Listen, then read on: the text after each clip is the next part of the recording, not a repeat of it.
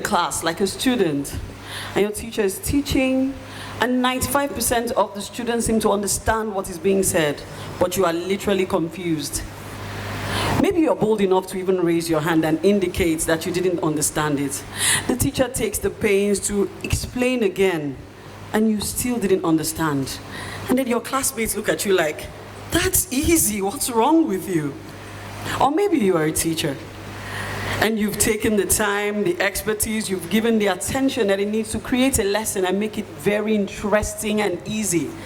And just when you're about to celebrate that the learners have understood, there's this young man, or maybe two of them, looking at you blank, and you're wondering what's going on.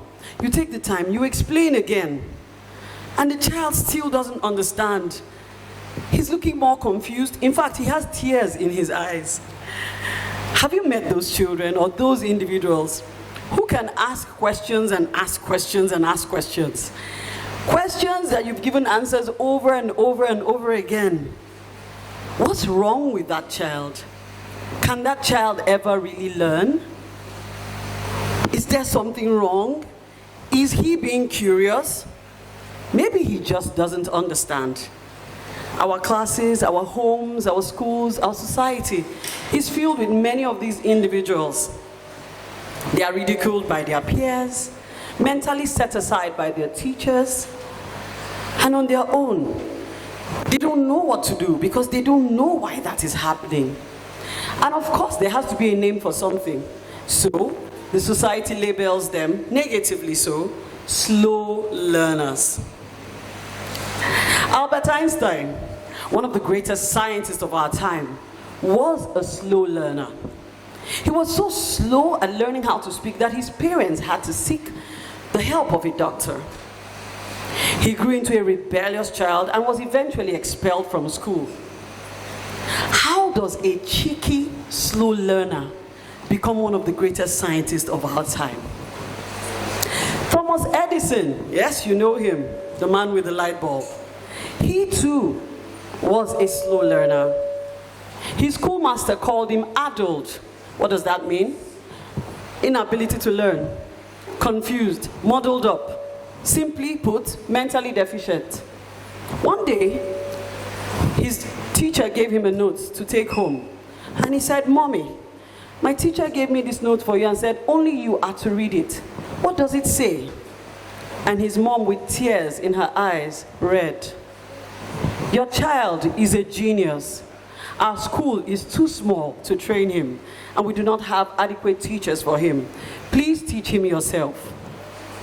That began his lifelong journey of homeschooling. Many years later, as you know, he became one of the greatest inventors. His mom had passed on. And while going through the closet, he found that note, and he read it. And it said, "Your child is mentally deficient. He cannot attend our school anymore." Thomas Edison cried, and he wrote in his diary, "Thomas Edison, a mentally deficient child whose mother turned into the genius of our century." Fortunately, or unfortunately, we still have many of those individuals at our workplaces, in the marketplaces, and in the society at large. How do we handle them? We tell them, whether verbally or by our attitudes, that they are not good enough. If that child can get it, so can you. If you didn't get it, you're not intelligent. I was a victim. I didn't even realize it until I became an adult.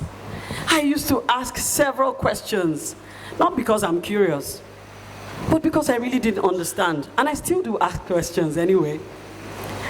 I sincerely didn't understand. And a lot of people misunderstood me. Some thought I was pretending. Some assumed that I was inattentive. Others felt I didn't like the teacher, so I'm making a mockery of that teacher.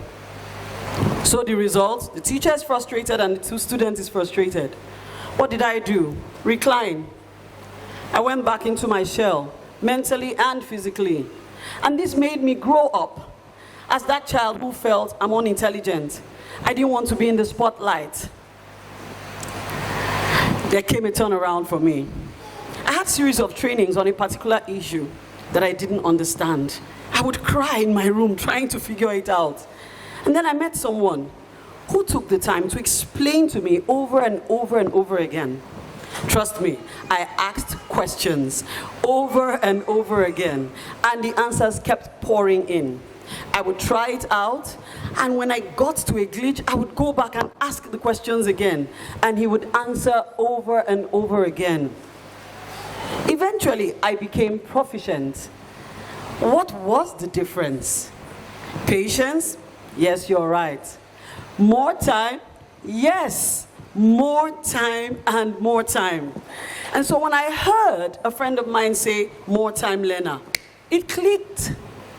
The pieces of the puzzles fell into place. I am a more time learner. I'm not unintelligent. I'm not mentally deficient. I just need more time. And by the time I realized this, it pushed my passion as a teacher. I did extra classes for students who couldn't understand while in the class. And I remember one young boy hugging me, and he said, thank you for making me understand that I'm not unintelligent, I just need more time.